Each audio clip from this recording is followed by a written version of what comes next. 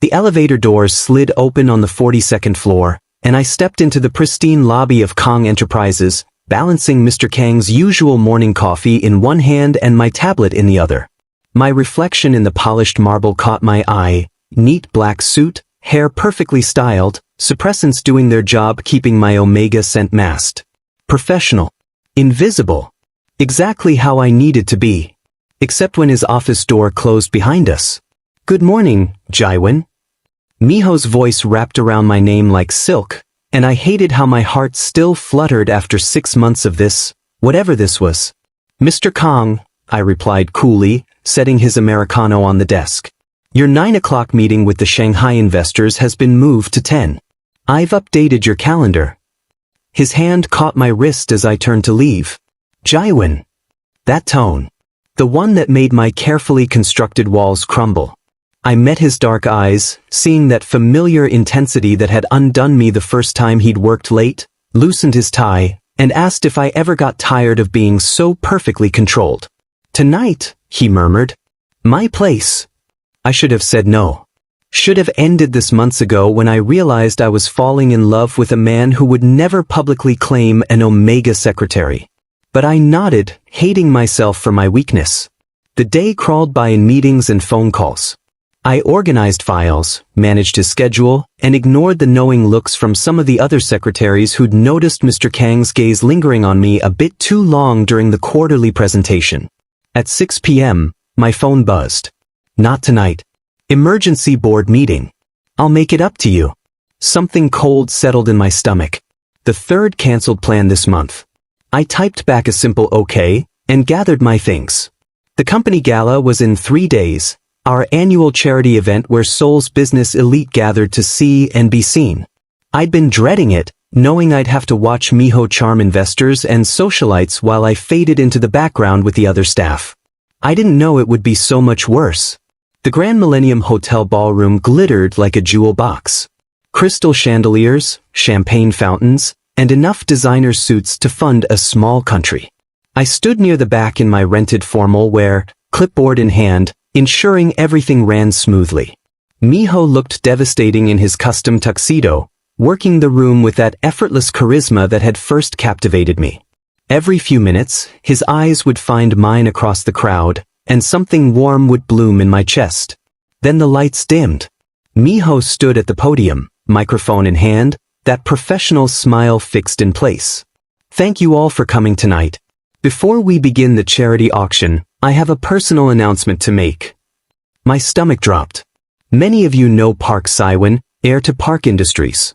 Miho gestured, and a tall, handsome alpha stepped onto the stage, all sharp cheekbones and expensive cologne.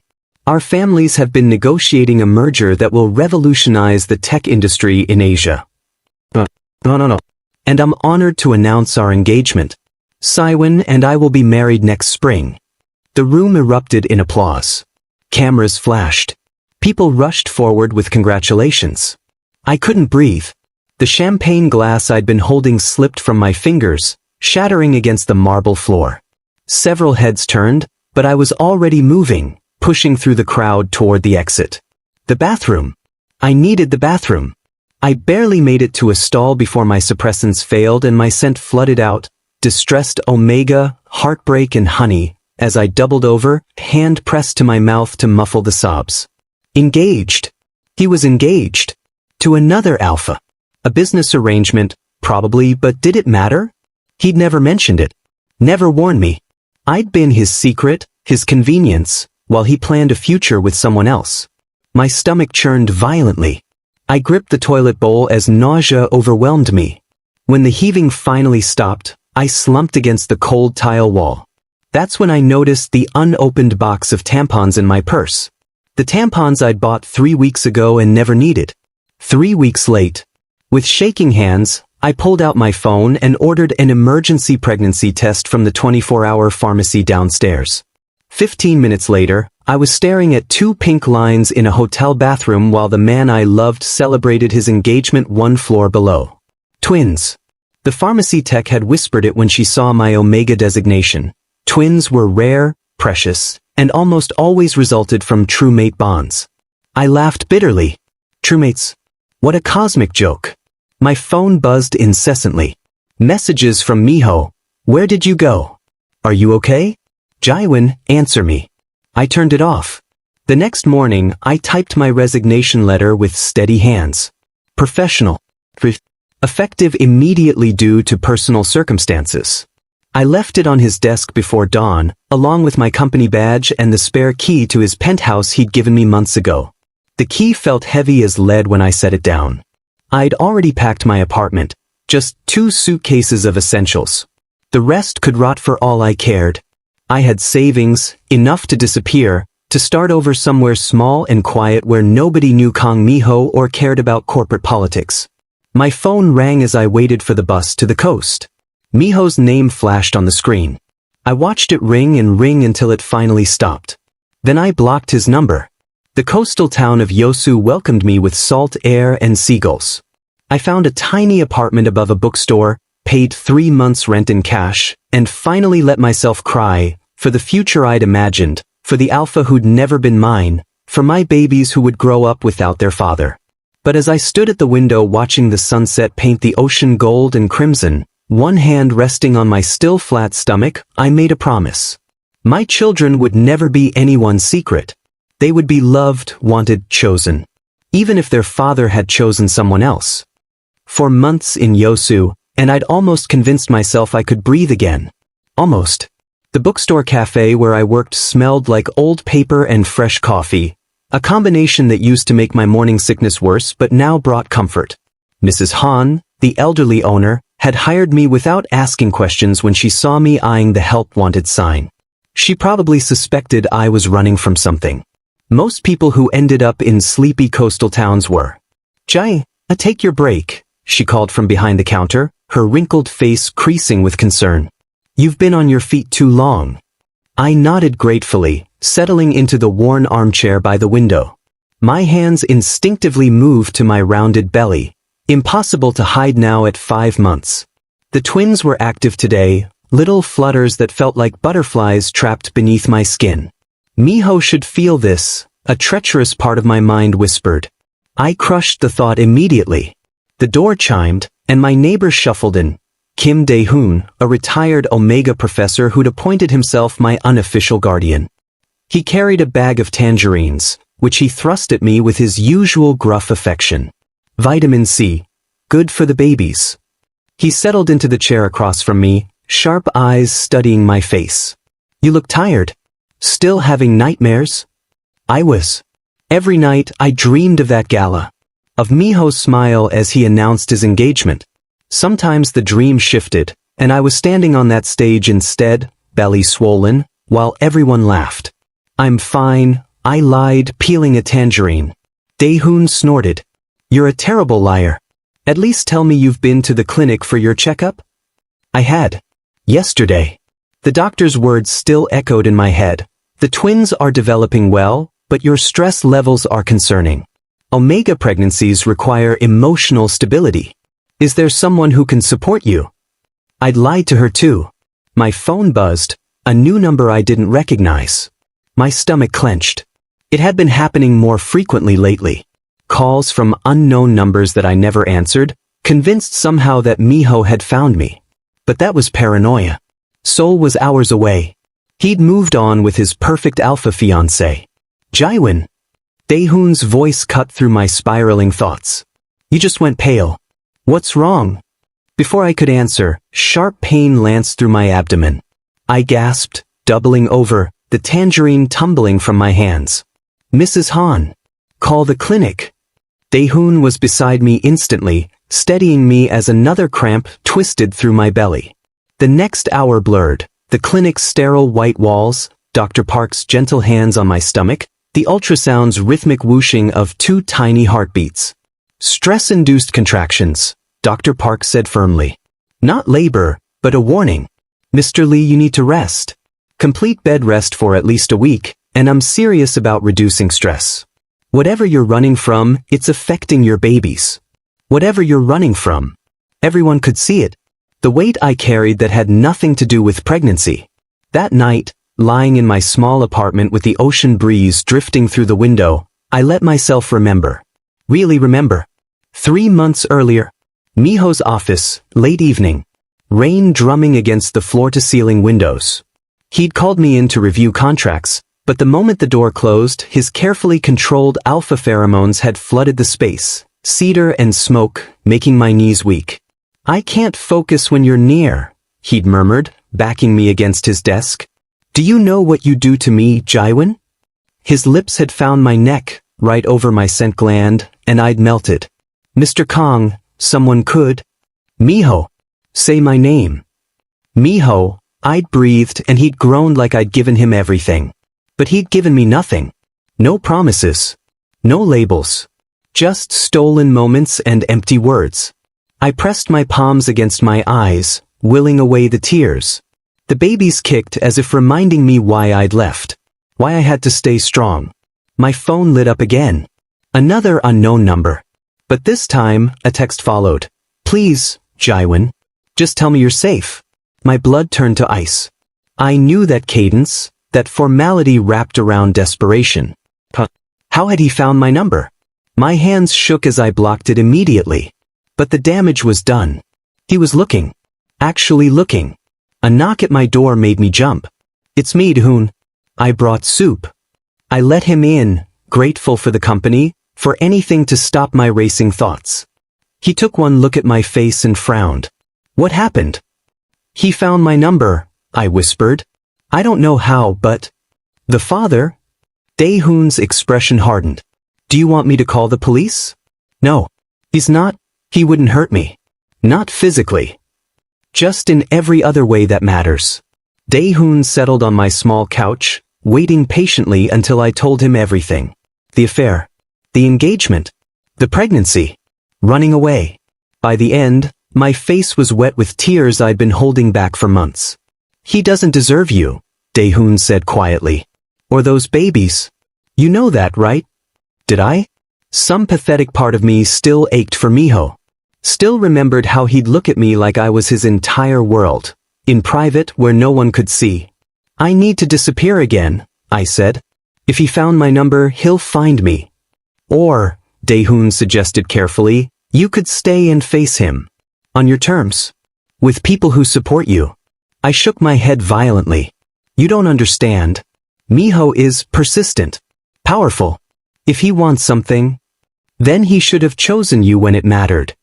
The simple truth of it broke something open inside me. I cried until I had nothing left, Daehoon holding my hand like the grandfather I'd never had.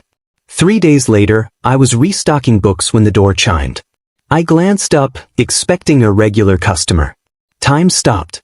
Miho stood in the doorway, soaked from the rain, looking devastated and desperate and so achingly familiar that my heart forgot to beat. His eyes found me immediately, then dropped to my rounded belly straining against my loose sweater. I watched his face drain of color. Watched realization hit him like a physical blow.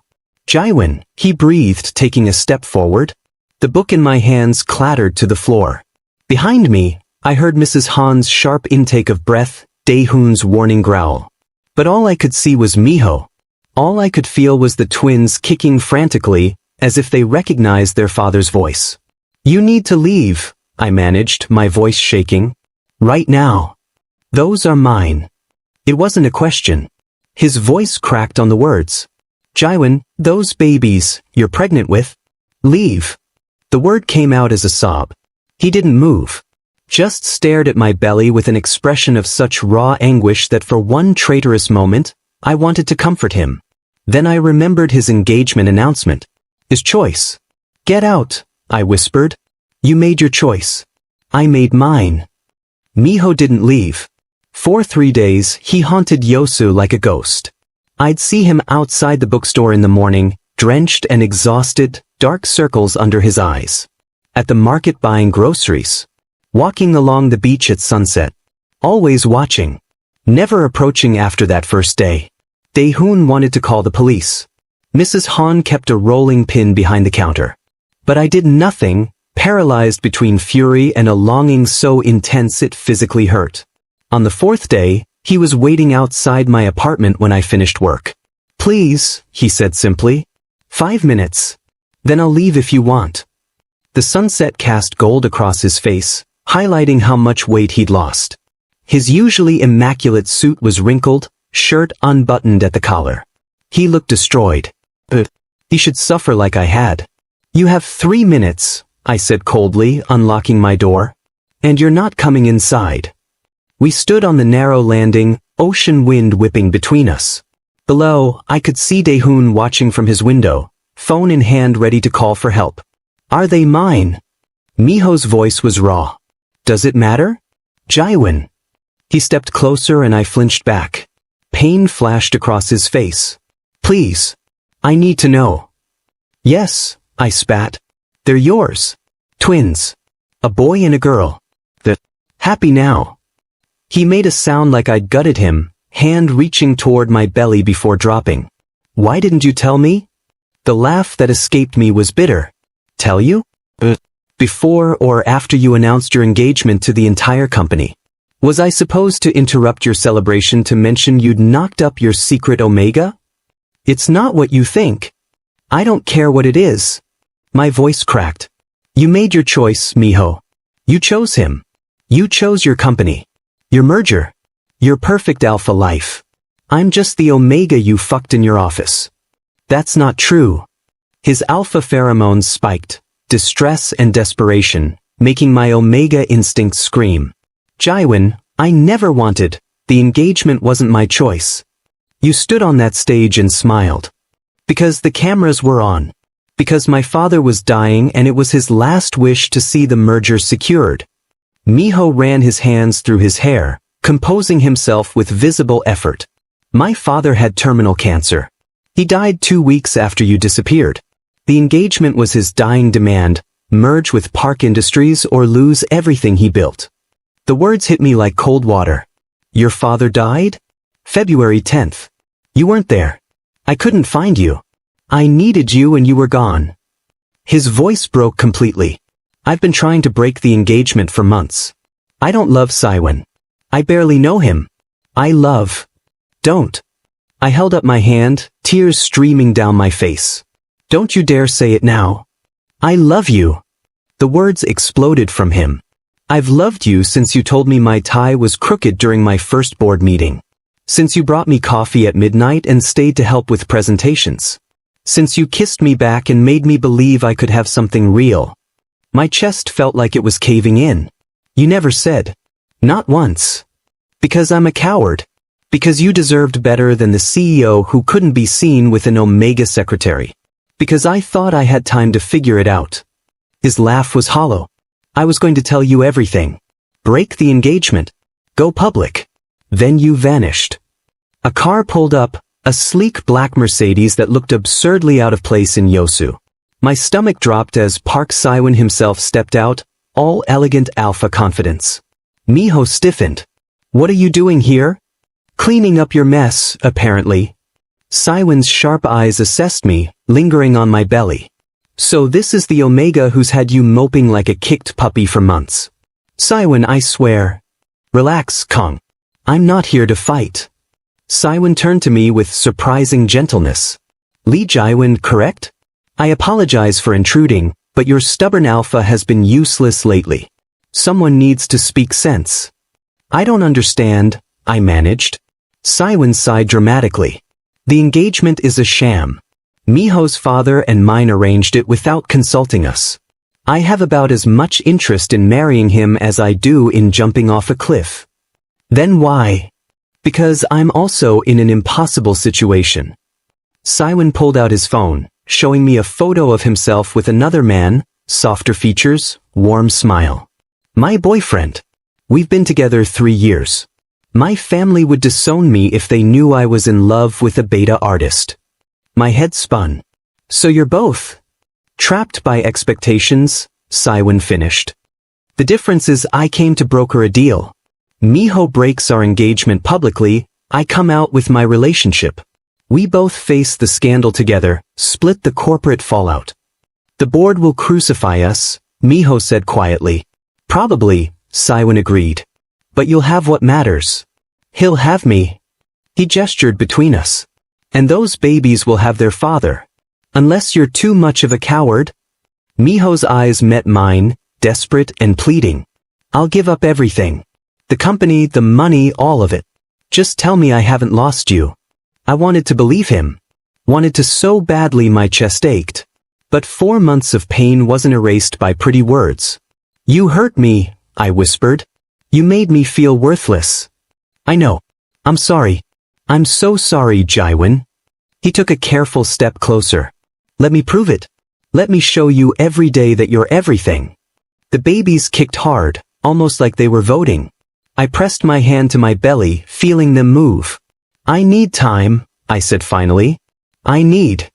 Sharp, searing pain ripped through my abdomen. I gasped, doubling over as something warm and wet soaked my pants. Not now. Too early. Jaiwin. Miho caught me as my knees buckled. The world tilted sideways. The babies, I gasped. Something's wrong. It's too early, they're only 28 weeks. Miho's face went white. Hospital. Now. I barely registered Saiwin barking directions, Miho carrying me to the car, Daehoon shouting that he'd follow. All I could feel was pain and terror as another contraction seized me. Stay with me, Miho begged, his voice raw with fear. Jaiwin, stay with me. Our babies need you. I need you. Through the pain, I gripped his hand. Promise me, I gasped. If something happens, promise you'll take care of them. Nothing's happening. You're all going to be fine. But his hands shook as he held me. The hospital lights blurred overhead. Dr. Park's urgent voice. Monitors beeping. Miho refusing to leave even when they tried to push him out. He stays, I heard myself say. The father stays. His hand tightened around mine as they wheeled me toward surgery. I've got you, he whispered. I've got all of you. Then everything went dark. I woke to the sound of tiny heartbeats. Not inside me anymore, beside me. 2 isolates flanked my hospital bed, their soft beeping a symphony of survival. Through the plastic I could see them. Impossibly small, impossibly perfect. My son with a shock of dark hair. My daughter with delicate features that somehow already looked like Miho. They're fighters, a rough voice said. Miho sat in the chair beside me, still in his blood-stained shirt, eyes red-rimmed but fixed on the babies. 3 pounds each. The doctors say they're doing better than expected for 28 weeks. My hand moved to my empty belly, tears streaming before I could stop them. I almost lost them. But you didn't. He shifted closer, careful not to touch me. You're all here. You're all alive. That's what matters. The next weeks blurred together, a haze of recovery and NICU visits, learning to pump breast milk and sanitize hands before touching my fragile babies through the isolate holes. Miho never left. He learned to change diapers the size of his palm, to bottle feed with steady hands, to read their monitors better than some nurses. Daehoon visited daily, bringing home-cooked meals and sharp observations. He's devoted, I'll give him that, he muttered, watching Miho sing softly to our daughter during kangaroo care, her tiny body against his bare chest. Mrs. Han brought flowers. Saiwin sent an absurdly expensive baby gift basket and a card. Congratulations. I broke the engagement publicly last week. Your alpha is free. Don't waste it. I stared at that card for an hour. One night, when the babies were finally stable enough to breathe without assistance, Miho found me crying in the pumping room. What's wrong? Are you in pain? He was beside me instantly, all protective alpha instinct. Why are you still here? I asked. You got what you wanted. You've seen the babies. Why haven't you gone back to Seoul? He looked at me like I'd spoken another language. Jaiwin, I'm exactly where I want to be. Your company. I resigned SEO. He said it like he was mentioning the weather. Promoted my VP. The board had a collective heart attack, but they'll survive. My heart stopped. You what? I meant what I said. I'd give up everything for you. He knelt in front of my chair, taking my hands carefully. I don't want the company without you. I don't want anything without you. These past weeks, watching you fight, watching our children fight, Jaiwin, you're the strongest person I've ever known. I ran away, I whispered. You survived. You protected them when I failed you. His voice cracked. I'm asking, begging, for a chance to do better. To be the alpha you deserve. The father they deserve. I studied his face, seeing the truth written there. The sleepless nights. The dedication. The love he'd finally learned to show. One condition, I said quietly. We do this right. No more secrets. No more hiding what we are. Hope blazed in his eyes. Anything. And you meet my family. Properly. Before anything else. His smile was tremulous. I'd be honored. 3 months later, we brought the twins home. To Yosu, not Seoul. I wasn't ready for the city yet, and Miho had found a house on the cliffs overlooking the ocean, with enough room for our growing family. Watching him assemble cribs at 2 a.m., cursing softly over instructions while our babies slept in their bassinets, I felt something shift. This was real. He was here, present, choosing us every single day. Miho, I called softly from the doorway. He looked up, hair disheveled, wearing old sweatpants instead of designer suits. Did I wake you? Our son did. He has your lungs. I moved closer, watching him work. I need to tell you something. He stood immediately, concerned. What's wrong? Nothing's wrong. I took a breath. I forgive you. For everything. I'm choosing to forgive you and move forward. The screwdriver clattered to the floor. Miho's eyes filled with tears he didn't bother hiding. Jaiwon. I'm not saying I've forgotten. Or that it doesn't still hurt sometimes. But I see you. I see how hard you're trying. How much you love them. I touched his chest, over his heart. How much you love me. He pulled me close, careful of my still healing body, and pressed his face into my neck. I'll spend my life proving you made the right choice. 6 months after the twins were born, healthy, thriving, absolute terrors who never slept at the same time, Miho took me to the beach at sunset. Where are the babies? I asked, panicked. With Daehoon and Mrs. Han. We have 2 hours. He spread a blanket on the sand, the same spot where I'd watched sunsets alone and pregnant, convinced I'd never be happy again. Jaiwon. He took my hands and I realized he was trembling. I did this wrong the first time. Everything wrong. So I want to do it right now. He dropped to one knee, pulling out a simple silver ring. Not flashy. Not expensive. Perfect. I'm not asking you to be my secret or my convenience. I'm asking you to be my mate. My husband. My everything. His voice shook. Will you bond with me? Let me spend my life making you happy? The tears came fast. You're sure? No more corporate politics, no more. I've never been more sure of anything. He smiled. Besides, our daughter has your stubbornness. I'm going to need backup. I laughed through my tears. Yes, you ridiculous alpha. I'll bond with you. The bite, when it came weeks later in the privacy of our bedroom, was gentle and reverent. His mark on my neck, mine on his. 2 souls finally, officially, irrevocably bound. 1 year after I'd fled Seoul heartbroken and pregnant, I stood in our kitchen watching Miho unsuccessfully wrangle our twins into high chairs while they shrieked with laughter. Our daughter had discovered she could throw peas. Our son had learned to blow raspberries. A little help? Miho called desperately, covered in pureed carrots. I leaned against the doorframe, hand resting on my stomach where a 3rd heartbeat had just been confirmed that morning. You're doing great, honey. He caught my expression. That's your I have news face. I grinned. We might need a bigger house. Understanding dawned. He abandoned the twins, who immediately smeared food everywhere, and swept me into his arms, spinning me around while I laughed. This chaotic, messy, beautiful life. This was everything I'd never dared to dream. And it was finally, completely mine.